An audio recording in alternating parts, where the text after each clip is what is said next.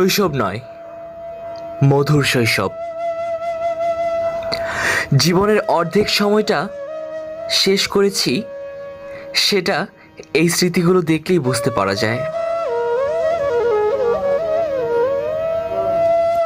আমরাও খুব শীঘ্রই রওনা হব এই রঙিন দুনিয়া ছেড়ে। সেই পুনরায় স্মৃতির কাছাকাছি পাবো কি সেই স্মৃতিকে নতুন করে, বা রয়েছে কি কোথাও জমা যেখান থেকে চাইলেই অনুভব করতে পারবো?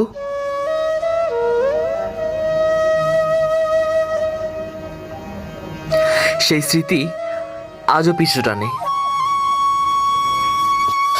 দু চোখের কোণায় অশ্রু জলে সিক্ত করে।